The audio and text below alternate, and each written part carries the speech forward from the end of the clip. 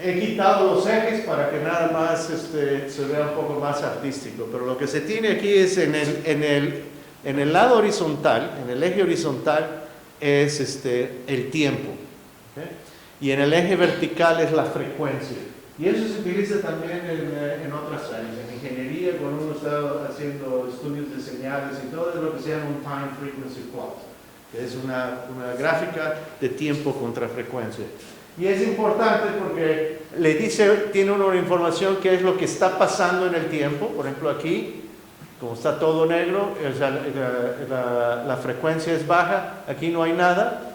Conforme va pasando el tiempo, aquí la frecuencia es en el lado, se ve que hay unas frecuencias que han sido excitadas, en el cual se ve que hay energía producida en las frecuencias. Y eso también lo hace uno cuando hace estudios de, por ejemplo, en sismografía, que le mandan uno cuando están tratando de ver si pueden descubrir petróleo, hacen unas detonaciones de cargas, y lo que están viendo es cómo se refleja, en este caso, la onda de sonido, cómo se refleja y cómo, como función del tiempo, cuál es la intensidad de esa onda de sonido. O sea, eso no es que lo hayan inventado para ondas gravitacionales. Muy bien. Entonces, un poco más de hace 100 años, tenemos que Einstein, en un periodo de unos cuantos años, básicamente las tres contribuciones más importantes que Einstein tiene están reflejadas en estas ecuaciones que tiene aquí. Por cierto, que esta estatua aquí hay tres de ellas. La más grande está en Washington, D.C., afuera del National Academy of Science. La segunda está en Jerusalén. Y la tercera la tenemos en Georgia Tech. La historia debemos saber que los artistas, los escultores, cuando les comisionan una estatua que es grande, lo que quieren ver es cómo la escala de la estatua es, quieren ver cómo se ve. Entonces empiezan a construir la misma estatua en diferentes tamaños, de tamaños distintos. Si ustedes van, por ejemplo, en París al Museo de Rodin, uno ve ahí también que hay diferentes, de la misma estatua, de distintos tamaños. Entonces, la más grande, que fue la que comisionaron, está en Washington. La otra, que está un poco más pequeña, está en Jerusalén. Y la viuda del artista tenía la más pequeña. Esta es casi del tamaño humano. Y la tenía ahí en la parte de atrás de la casa y no la quería vender a nadie. No se la quería vender a nadie. Pero, como Einstein era una de las cosas, como humanista, de los derechos humanos, estaba preocupado por la declaración de los derechos humanos. La viuda dijo que ella quería encontrar un lugar especial donde. Y la razón que está en nuestra universidad no es porque Georgia Tech sea ejemplo de derechos humanos. Bueno, un poco sí son. No, esto fue porque Atlanta es donde está Martin Luther King. Y entonces por eso la viuda dice, ok, debe ser. Pero en fin, ahí en las notas que Einstein tiene son tres ecuaciones. Las que son relevantes para esta plática son la primera, que es esta, que es la de la teoría general de la relatividad, en la cual se tiene aquí un tensor del lado izquierdo, el 8, el phi, y un tensor del lado derecho. Y la otra es la famosa de la que energía es igual a la masa veces la luz al cuadrado. Curiosamente, Einstein no ganó el Nobel Prize por estas dos ecuaciones. La ganó por la del medio, que ni siquiera la recibí, por el efecto fotoeléctrico. Bueno, vamos a empezar con la teoría general, especial de la relatividad. Entonces, la ecuación esta famosa, básicamente lo que te dice es que hay una equivalencia entre energía y masa. ¿Por qué? Porque esta es una constante. Entonces quiere decir que uno puede decir, bueno, ¿cuál es la equivalente en energía de la masa, por ejemplo, de esta copa de cristal? Y para darse cuenta de que debido a que el valor numérico de la velocidad de la luz es muy grande, quiere decir que por poca masa uno puede convertir tremenda cantidad de energía. Por ejemplo, aquí está una, que es la del Sol. El Sol continuamente está haciendo esta reacción que es de fusión. en la que uno tiene tritium y deuterium, los junta uno y el producto es helium y un neutrón. Y lo que pasa es que si uno suma la masa de este helium con el del neutrón y la compara con lo de los constituyentes que uno invierte, hay una deficiencia. La diferencia que hay entre la masa que uno produce de la que uno invierte es la energía que está emitiendo el Sol. Otra manera un poco más dramática es hacer lo contrario. Por ejemplo, si tiene uno aquí uranio y un neutrón y hace la reacción, los constituyentes que uno produce, si uno suma la masa de esto, hay una deficiencia. La deficiencia de esa es la energía. Y ese es básicamente el mecanismo que utilizan para, desgraciadamente, los nuclear devices. Bueno, pero vamos a ponerlo de otra manera. Entonces encontré en Wikipedia, donde uno encuentra todo, ¿verdad?, que aparentemente España, en los últimos años, consume 240 billones de kilowatts hora, ¿okay?, al año. Entonces, nada más para darse una idea de cuál es el equivalente de esa energía en masa, ¿sabes? ¿Cuál sería el equivalente de esa energía en masa? Logré y lo calculé y es en serio, que son casi 10 kilos. Si uno convierte los 10 kilos de jamón ibérico en energía, puede uno generar toda la energía que España necesita por un año. En fin. Ok. Otra de los elementos de la teoría especial de la relatividad, aparte de la ecuación esa, es que hay dos efectos interesantes. Una es la contracción de la longitud.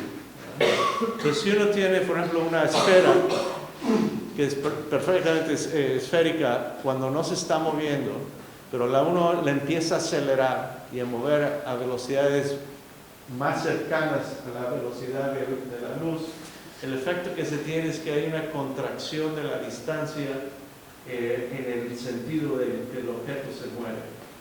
Esa es una de las proyecciones de la teoría especial de la relatividad y se ha medido, no es que sea fantasía. Por otro lado, el tiempo también, si tiene uno un reloj que no se está moviendo y lo compara uno con un reloj que se está moviendo a, por ejemplo, 85% de la velocidad de la luz, se ve que este reloj se está retrasando y eso también se ha medido. Entonces Einstein, cuando sacó la teoría de relatividad especial de la relatividad, se dio cuenta de que su teoría describía casi todos los efectos que en ese momento se había analizado, con excepción de una cosa, de la ley de gravedad. Y la razón es la siguiente, ¿okay? De acuerdo a Newton, si uno ve gravedad de la manera como si fuera que hay un lazo que tiene de la manera que un objeto jala al otro, ¿verdad? Por ejemplo, aquí está la fórmula de Newton, en el cual la fuerza de un objeto 2 en el 1 o del 1 en el 2 está dado por esta fórmula, en el cual es el producto de las masas dividido por la separación al cuadrado. Ahora, una de las cosas que Wiener mencionó es que aquí, en esta fórmula, no se ve el tiempo. O sea, es una fórmula que es independientemente del tiempo. Quiere decir que, por ejemplo, aquí el Sol y la Tierra, la fuerza de gravedad, no importa lo que pase con los objetos, como los mueva uno, la fórmula aquí no le dice a uno cómo la gravedad evoluciona en el tiempo. No hay información de tiempo. Entonces, para hacerlo más dramático, por ejemplo, el Sol, la Tierra, va a estar orbitando dado a la fórmula dada por Newton, pero si uno en algún momento desaparece el Sol, ¿verdad?, instantáneamente la Tierra lo va a sentir. lo cual es contradictorio. Normalmente uno quiere que haya una cosa que es causa y efecto, en el cual haya un tiempo de propagación. De que si, por ejemplo, el Sol, como decía en la plática anterior, si el Sol dejara de existir, tardan 8 minutos para que nos demos cuenta de que no hay luz. Porque la luz se propaga rápidamente, pero hay un tiempo de propagación entre donde está el Sol. Haciendo lo mismo con la gravedad, de acuerdo a Newton, sería instantáneo. ¿Por qué? Porque no hay información sobre el tiempo, no hay una manera de propagación. Y eso Einstein lo tenía un poco preocupado. Y según cuentan, pero ya hay veces en estas cosas es fantasía, estaba ahí en su oficina de las patentes en Switzerland y vio estaba un pintor pintando un edificio en un escalafón y según esto se le ocurrió de que si se cayera el individuo él no podría darse cuenta si estaba en la Tierra o no porque él no sentía el efecto de la gravedad. Una manera de ponerla distinta es de que si uno tuviera un elevador sin ventanas, el elevador en la Tierra, aquí está Newton con su manzana, el elevador en la Tierra, Newton deja la manzana, ve que cae, como dado la fuerza de gravedad. Pero si ese mismo elevador estuviera en el espacio, donde no hubiera la Tierra, y se estuviera moviendo, acelerándose, con una aceleración equivalente a la fuerza de gravedad, estos dos experimentos serían idénticos. Lo que quiere decir es que uno puede fingir gravedad dado de un objeto con aceleración. La aceleración y la gravedad son equivalentes. Ese es uno de los aspectos que Einstein. La otra es de que la luz, a pesar de que los fotones, que es lo que uno ve de la luz puede ser influenciada por la gravedad, pero en este caso es la curvatura generada por un objeto masivo. Supongamos que está aquí la Tierra, aquí está el Sol, y una estrella un poco detrás de la Tierra. La trayectoria que la luz sigue no sería directa, sino sería que es de deflexión.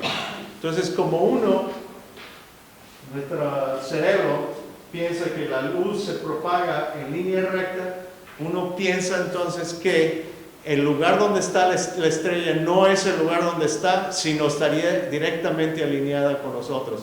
Entonces, esta deflexión de la luz es otra de las predicciones que Einstein en la teoría de la relatividad.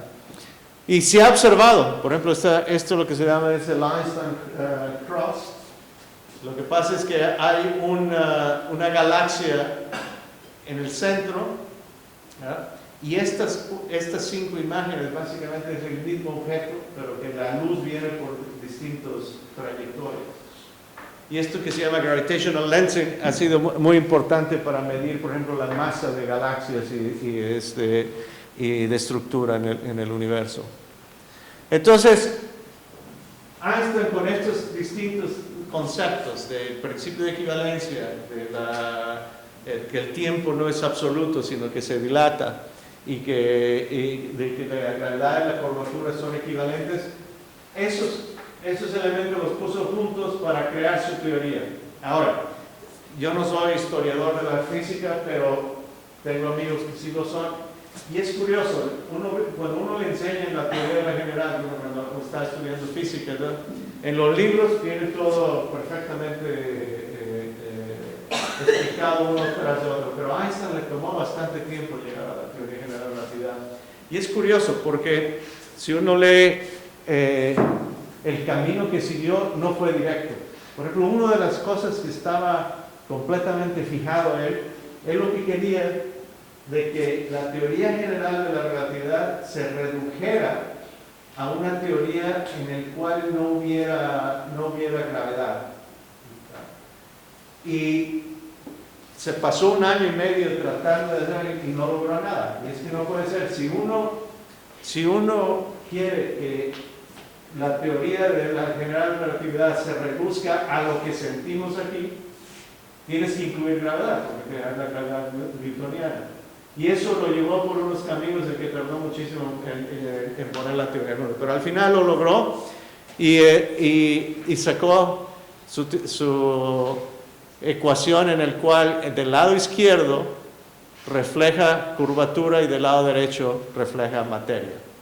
La manera de explicarla es en el cual una medida de curvatura del espacio-tiempo es equivalente a una medida de masa-energía. De otra manera olvídense de los detalles de esta ecuación, lo que uno ve es de que la materia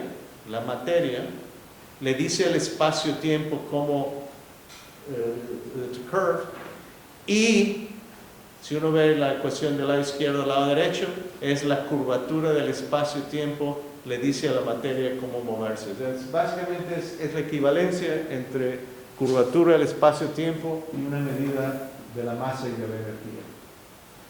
Bien, y curiosamente Max Planck le dijo a Einstein, le dijo que le estaba recomendando de que no se metiera a hacer la teoría de la relatividad porque era una cosa muy complicada y tampoco que nadie lo va a creer. Y efectivamente, la teoría por muchos años la gente estaba dudosa de que saliera. Ahora, ok, el resto de la plática voy a hablar sobre 3 conceptos derivados de la teoría general de la relatividad. Uno de ellos es la expansión del universo, el otro ondas gravitacionales y el tercero agujeros negros.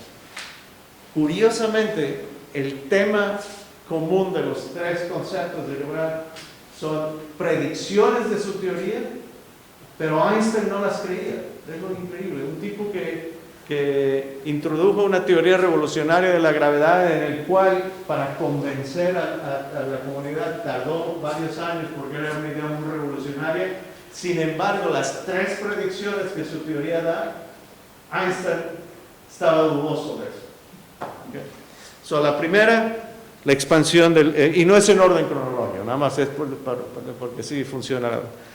La primera era de que Lamech y otros descubrieron que había soluciones de las ecuaciones de Einstein para describir el universo, en el cual el universo no era estático, sino el universo evolucionaba con el tiempo.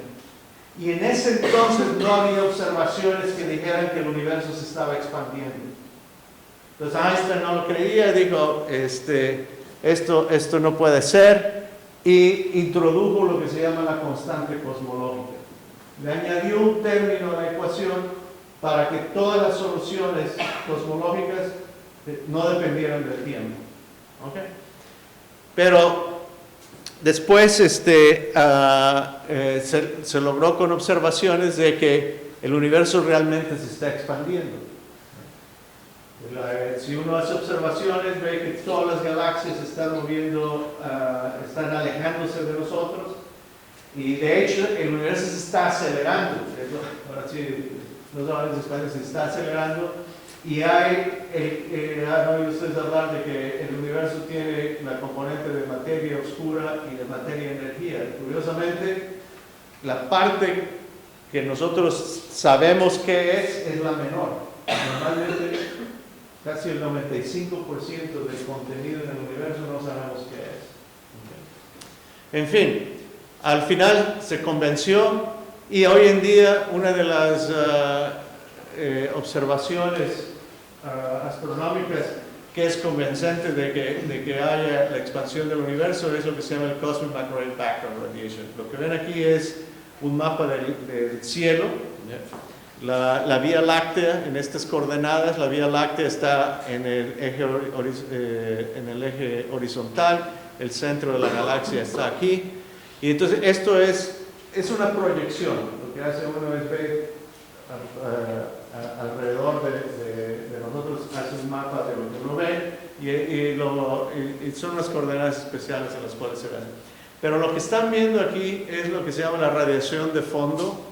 Y esta radiación fue generada un poquito después del Big Bang y la han detectado con una calidad de precisión que es increíble, y no solamente han detectado que es bastante uniforme, aquí las diferencias son de casi una parte en 10 a la 5, y con esto se da uno cuenta de que puede asociar esta radiación con la expansión del universo. All right. La segunda es las ondas gravitacionales. Curiosamente, Einstein escribió un paper en el cual decía que las ondas gravitacionales no existían. Lo mandó a publicarse. En ese entonces no había referees, mandaban los artículos y tenían que publicarlos así. Pero ¿cómo se llama? El editorial manager del Physical Review, ¿no? le contestó, le dijo, Einstein, no, este paper está mal. Y se lo mandé a un referee y este paper está mal. Einstein ha hecho un empacho, se enojó y dijo, ¿cómo? En primer lugar no le di yo permiso a usted de que lo mandara a un referee, tenía que hacer. Pero resulta que el reporte del referee efectivamente eventualmente convenció a Einstein de que estaba equivocado, y él luego cambió y con el referee report logró ver dónde estaban su problema y escribió otro paper, pero ya no lo mandó al Physical Review, que es uno de los journals más importantes de nuestra área, y lo publicó en otro journal que no era tan conocido. Pero es curioso que Einstein, la otra predicción de su teoría, que ha sido de las últimamente más importantes, al principio él no creía que. Y para ser un poco justos con él, porque obviamente no era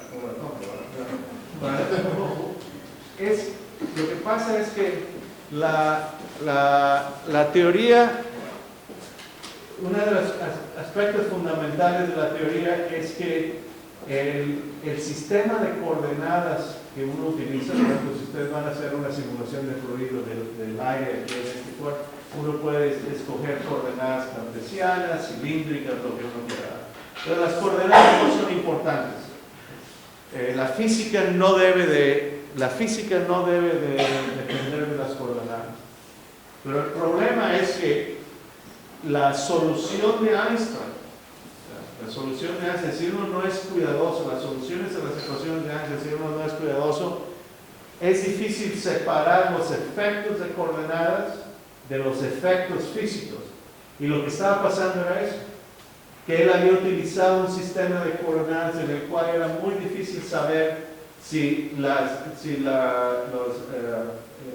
lo que veía en la solución era nada más un efecto de escribir las ecuaciones en unas coordenadas o si realmente era físico.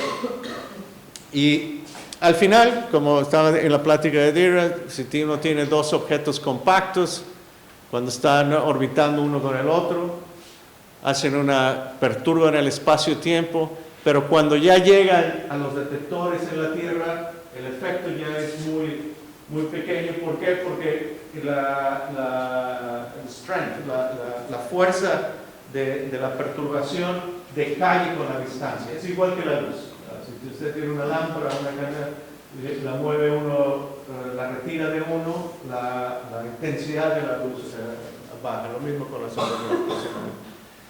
Esta es otra manera de lo que Dirac está explicando. Si uno tiene una pelota de tenis y la onda gravitacional viene perpendicularmente a la pantalla, va a ser deformada de esta manera. Va a tener deformaciones vertical, horizontal, y con eso uno puede utilizar el interferómetro y básicamente detectar la diferencia de distancia de un espejo aquí con el beam splitter relativo con el otro y hacer la medición. ¿Okay?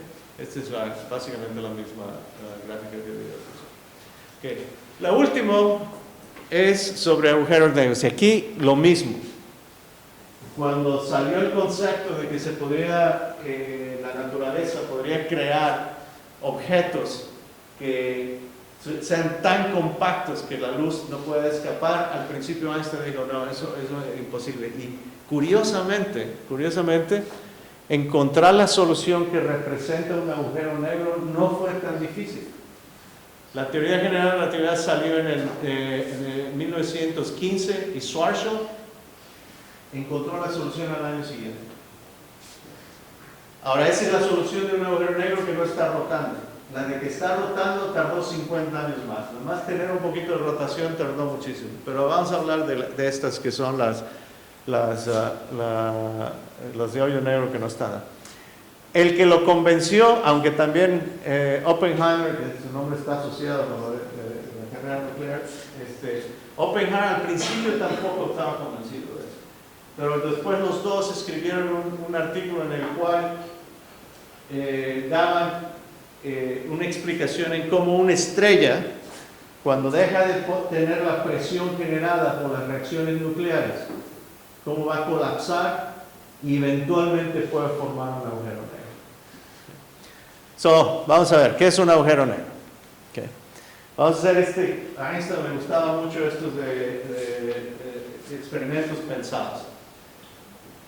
Voy a tratar de convencerlos de que no es la cantidad de masa lo importante, sino es la combinación de masa con tamaño, es lo importante. Para entender eso vamos a ver la velocidad de escape. Si uno va a lanzar un cohete, ¿verdad? Sabemos que tiene uno que exceder lo que se llama la velocidad de escape. Es la velocidad para que uno escape la fuerza de atracción de la Tierra. Entonces, si uno no llega a la velocidad de escape, el cohete va a salir y va a regresar a la Tierra hasta que eventualmente uno excede la velocidad de escape y puede uno escapar la influencia de la masa.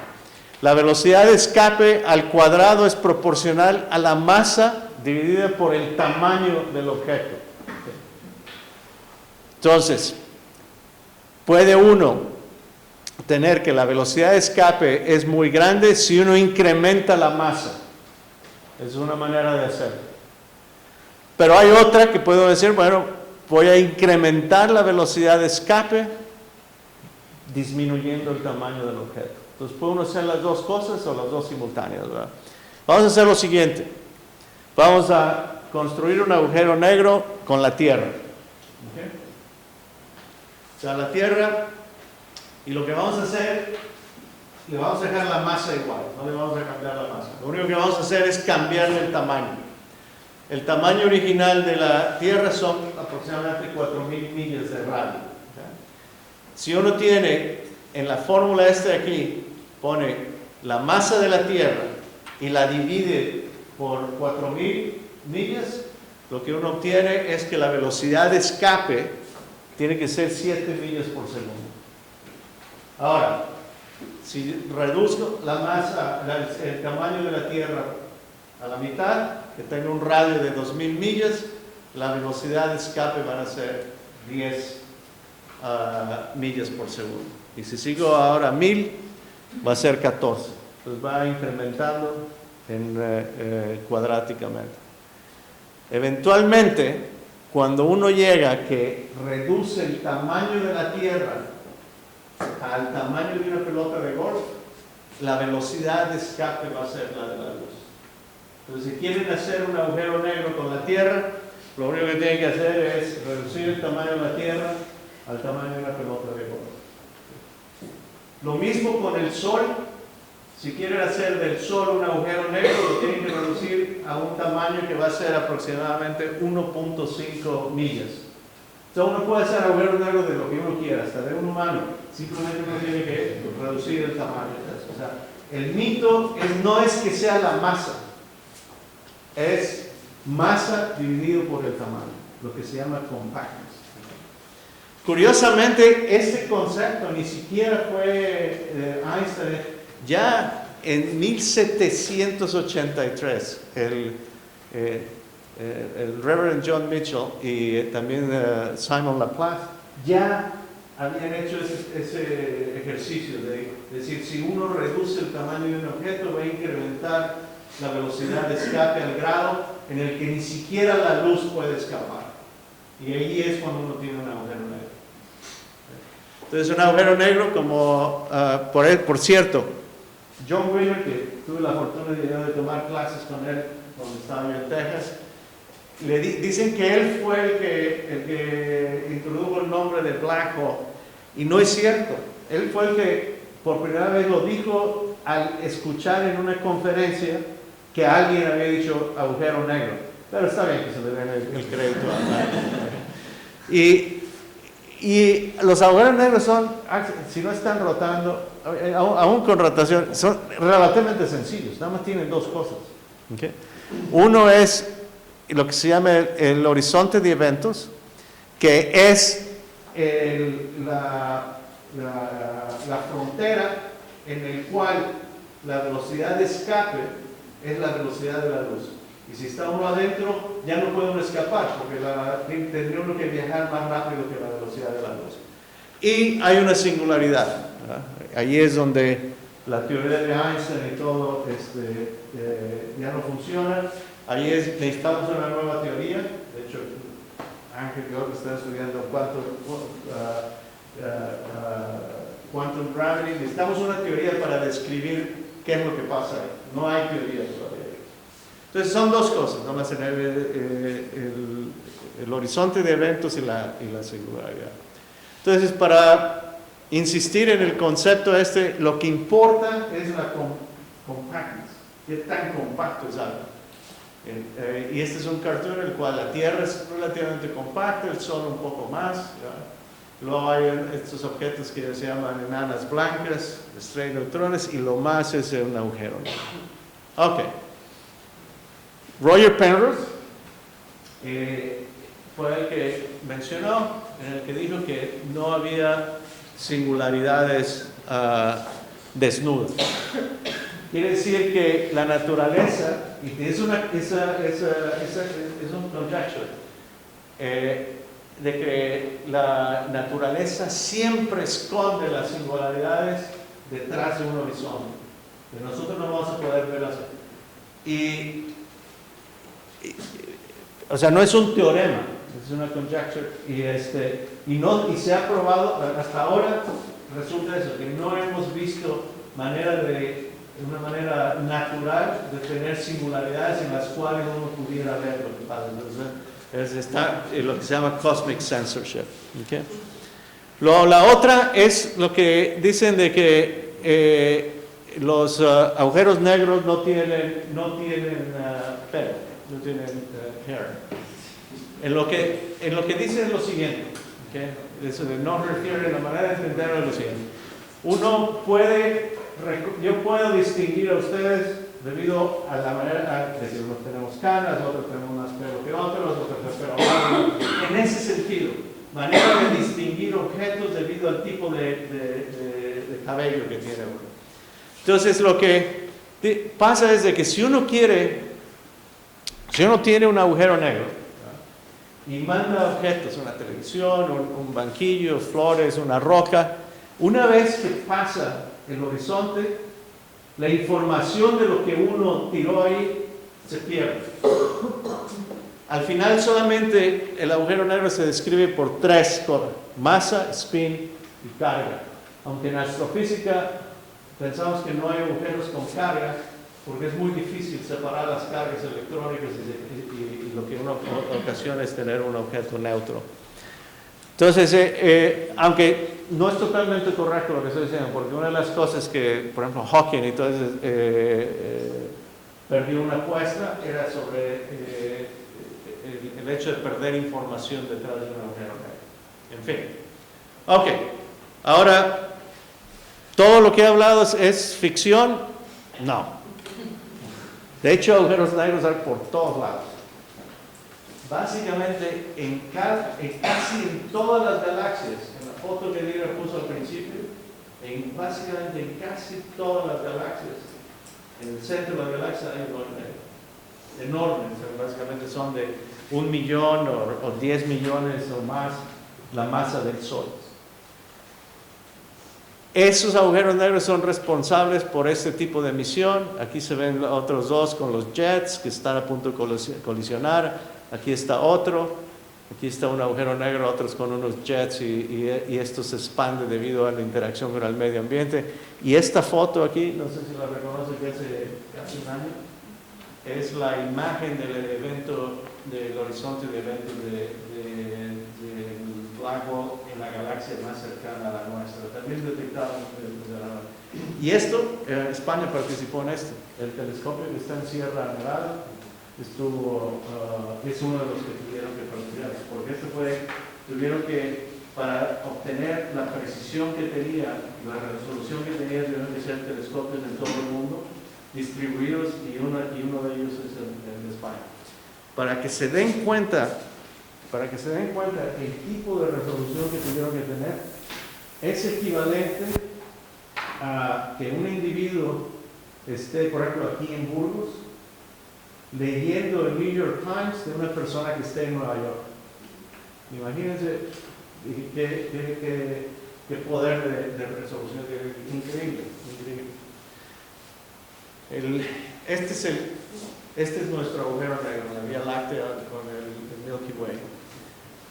El centro de la galaxia es Sagittarius A Star, y hace muchos años detectaron que había una emisión fuerte que venía del centro de la galaxia, y lo natural era que la única manera de explicar era un agujero negro que la materia estaba cayendo ahí y producía pero la observación que ya digo, eso es un agujero negro, es la película que voy a poner aquí. Este es el lugar donde se veía que había emisión. Estos puntos son estrellas. Entonces lograron hacer observaciones. Este es el año 1995 donde empezaron, en el verano. ¿Okay? Entonces, esta es otra cosa impresionante. Yo, como soy teórico, a mí estas observaciones me impresionan la multiplicidad, porque no sé cómo se hacen, pero bueno. Vean que pudieron hacer observaciones continuas y ven cómo las estrellas están orbitando. Esto no es real, esto no es para decirles de dónde están orbitando. Déjame ponerlo otra vez. Increíble el hecho de que hayan podido hacer observaciones de cómo las estrellas. Entonces lo que hicieron ahí es, tienen las trayectorias de la estrella, y ahí sí, con la teoría de Newton, ¿qué objeto tiene que estar ahí para que explique esas trayectorias? Y lo que encontraron es que tiene que ser un objeto que tenga 3 millones la masa del Sol.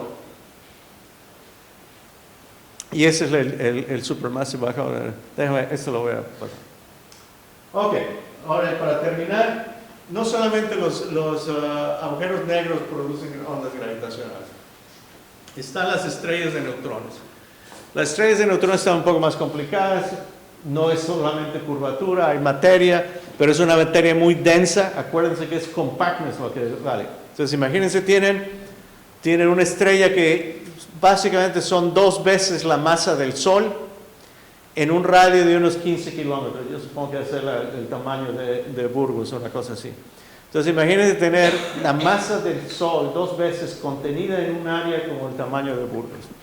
Para darse idea de cuál es la densidad de esa materia, una cucharada de la materia de un neutron star es equivalente al monte Everest, totalmente equivalente. Una de las cosas que queremos estudiar con ondas gravitacionales es entender la ecuación de estado de estos objetos, que no se puede reproducir en el laboratorio.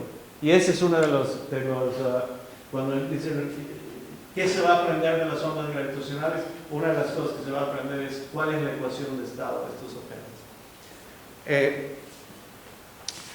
Esto ya lo vi con Dira. Déjame un poco antes, bueno, lo puedo dejar para eso. Ahora, Dira al final sacó la observación de 2 estrellas de neutrones orbitando y que producen esa señal. y mencionó que la velocidad que las estrellas tenían, las dos estrellas de neutrones, cuando LIGO las detectó y Virgo, eran de 60% de la velocidad de la luz. Nada más déjenme poner en otra manera. Imagínense dos de ellas, una del tamaño de Burgos, y yo supongo que Oviedo debe ser prácticamente el mismo tamaño. Están aquí, son 100 kilómetros, 150, más o menos, ¿verdad? ¿Qué es lo mismo que está? Dos estrellas, cuando LIGO detectó, eran dos estrellas del tamaño de una de Burgos y otra de Oviedo, a 150 kilómetros, y estaban orbitando casi 1000 veces por segundo. Imagínense dar 1000 veces por segundo de esos objetos masivos. Entonces es explicable que la radiación que producen es enorme. De hecho, una de las cosas que no hemos mencionado, que si uno en la primera detección, la energía producida aquí, a pesar de que la amplitud de la onda es minúscula cuando llegó aquí, a 10 a la menos 21, la energía, si uno convierte toda esta energía en luz, nos hubiera cegado toda la luz que producía. Pero como es en ondas gravitacionales y estamos suficientes, no hay problema. Ok, numerical relativity. ¿Qué es lo que nos dedicamos? Entonces, que estaba mencionando, tenemos las ecuaciones de Einstein. Sabemos que hay objetos astrofísicos que obedecen las ecuaciones de Einstein. Escribimos códigos computacionales para resolver estas ecuaciones. Tenemos que tener ahí más tecnología de lo que se llama Adaptive Measure Finding, paralelización y todo. Utilizar las computadoras más grandes y al final producimos este tipo de señales. Esta es una señal producida numéricamente, que es la que comparamos con esta información del instrumento LIGO. Lo que se esperaba, de hecho esto fue una sorpresa enorme, fue una sorpresa. Lo que nos esperábamos es que la señal iba a ser tan difícil de detectar por el ruido que hay en el instrumento, que teníamos que tener un conocimiento casi perfecto de la señal, y resultó que no. La naturaleza fue bastante generosa con nosotros y las señales son suficientemente grandes para ayudarnos a decir, bueno, sí, es esto, pero podemos tener más detalle. Y al final lo que hacemos es hacemos estas señales que ayudan a LIGO, pero también producimos películas para divertir a la gente. All right, y aquí están, para terminar, nada más darles una idea que a pesar de las computadoras que tenemos acceso, por cierto, la de Barcelona hace unos cuantos años era una de las más rápidas que había en el mundo, ahora la tienen los chinos. Pero nada más para darse una idea, una simulación de las películas estas que les enseñé, la que les voy a enseñar, normalmente, y eso que no son las de alta resolución, tardan un mes. Cada simulación tarda un mes. Para darles una idea, el tamaño de cálculos que dije, si uno lo hiciera en una calculadora, ¿okay?, tardaría 1 millón de años cada simulación. Esto es demasiado, tarda todavía demasiado tiempo. Lo que nos gustaría es tener que las simulaciones tardaran 1 o 2 días para poder cubrir el slide. Una de las cosas que cuando uno tiene que hacer simulaciones de hoyos negros, el problema es la singularidad del hoyo negro. La singularidad dice que hay un lugar en que la curvatura es infinito y uno no puede tener infinitos en el cálculo. No hay manera de representar infinito en el cálculo. Entonces lo que hacemos, una de las cosas que hacemos, básicamente es cirugía. ¿Okay? Tenemos el horizonte y como les dije, el horizonte esconde a la singularidad. Entonces, esto es fuera, aquí es donde vivimos nosotros, el horizonte está aquí y la singularidad. Entonces, a lo que a nosotros nos interesa es tener una representación física de lo que vamos a ver. Entonces, lo que realmente hacemos, básicamente cortamos el dominio computacional donde está la singularidad y lo ignoramos. La única cosa es que tenemos que conservar el horizonte. Y sí funciona. Por ejemplo, aquí son dos simulaciones de uno de agujero negro. Ya como ven ahí parece como si fuera un volcán porque hemos quitado el lugar donde está la singularidad. Y aquí está lo mismo, y esto se está moviendo en una dirección, aquí en círculo. Entonces sí funciona. El hecho de que el horizonte esconde la singularidad y uno agarra y la tira. Bueno, ya aquí está un ejemplo de, esta es la simulación que hicimos para la primera detección de ondas gravitacionales. Aquí están los dos agujeros negros, los contornos son las ondas gravitacionales. Solamente pudimos hacer unas 10 órbitas porque cada simulación tarda un mes, ¿no? Y la otra es la que enseñó Dira, aquí está la de las estrellas de neutrones, esta es la masa. Aquí todavía no tenemos ondas gravitacionales porque son muy débiles, y aquí también hicimos nada más 2 o 3 órbitas. Estas todavía son más caras, las simulaciones estas, porque uno tiene que también modelar la materia. Y como mencionaba antes de la plática, el caso que estamos esperando que va a llegar es la combinación de un hoyo negro con una estrella de neutrones. Todavía no la hemos visto, o sea, todavía el árbol no la ha visto. Ups, gracias.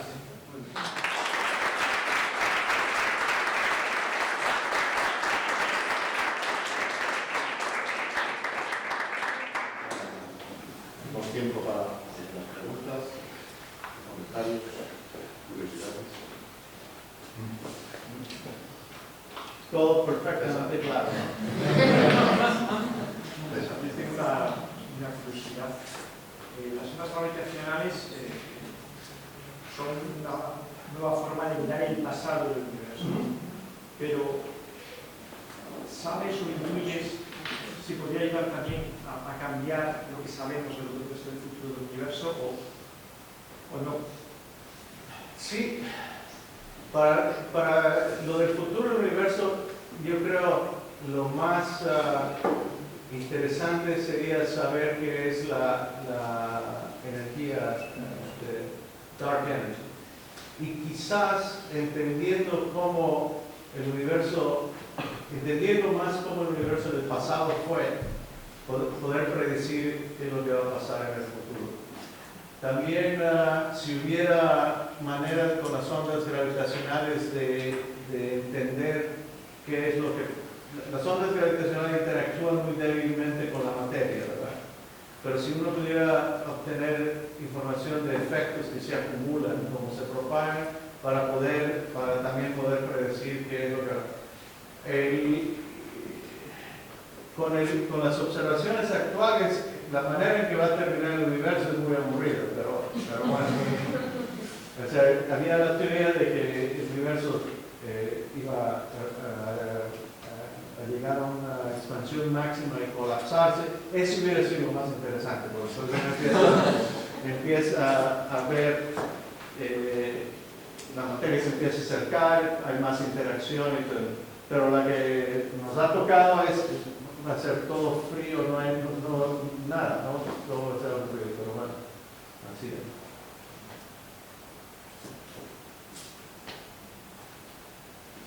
Cuando decías que cortáis la singularidad, ¿habéis observado cuál es algún efecto conforme uno va cortando? Supongo, habrá una parte computacional que conforme uno va cortando más y más pequeño, observáis.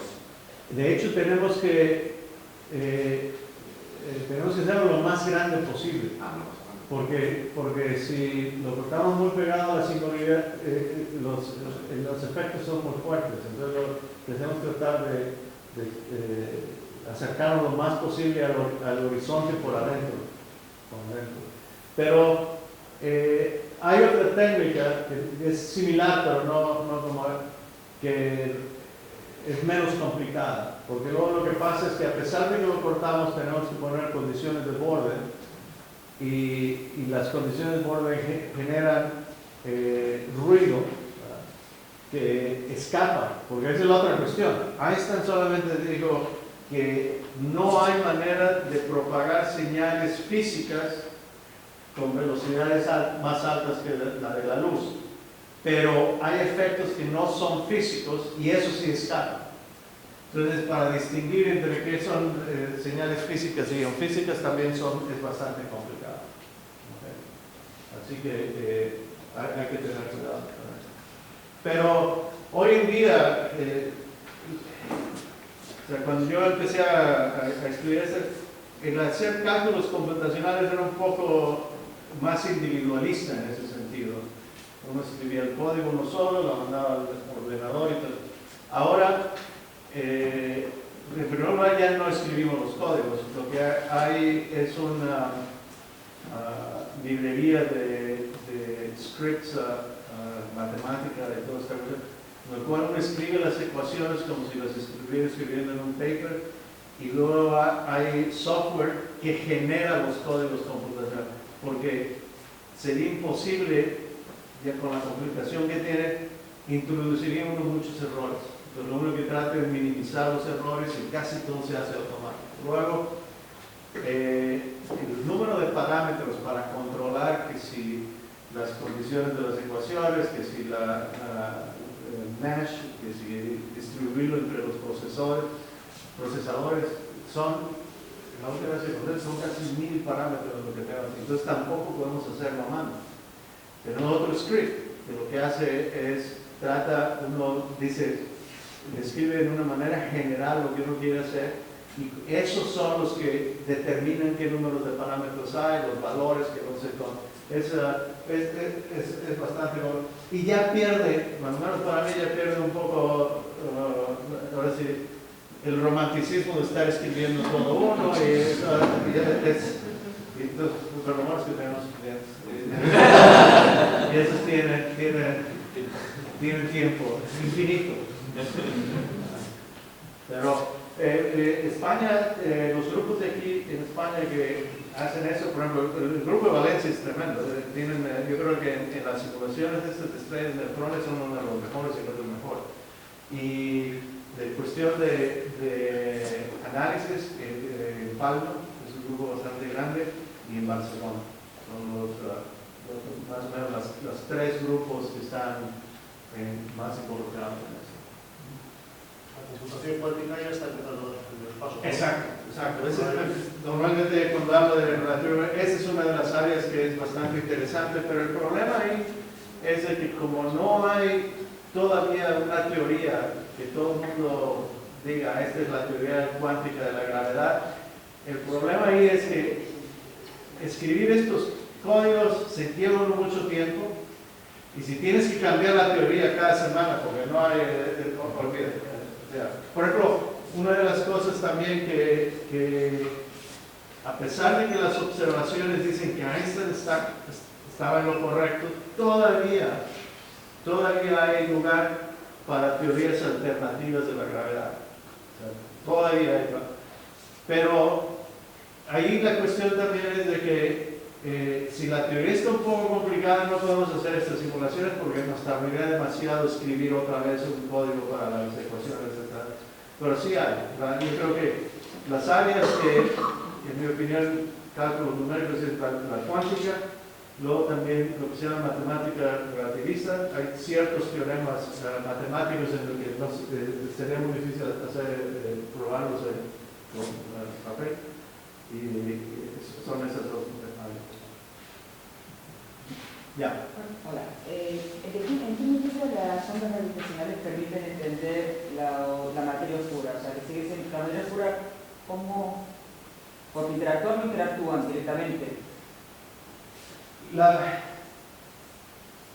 Al igual que con la luz, que puse el diagrama ese que la luz hace bending, las ondas gravitacionales también hacen bending si hay un objeto en su trayectoria. Entonces hay un efecto que se llama el Rice-Yam effect, en el cual si hay una galaxia con materia oscura y uno sabe de dónde viene la onda gravitacional y hace la curvatura, uno podría entender mejor el tipo de materia oscura. O sea, a partir del camino que seguiría la onda, o sea, las transformaciones que tendría. Pero es difícil medirlo, todas estas cuestiones de materia oscura y de energía oscura, yo creo que observaciones sobre partículas pueden dar, porque a lo mejor la materia oscura es una partícula que todavía no detectamos, ¿no? Entonces, esa es mi ciencia que podría decir. Ahora, la energía, no tenemos ni idea de lo que es. Si uno dice cuáles son de las preguntas que todavía no nos sabemos la respuesta, de las más importantes es esa, la materia, la energía oscura.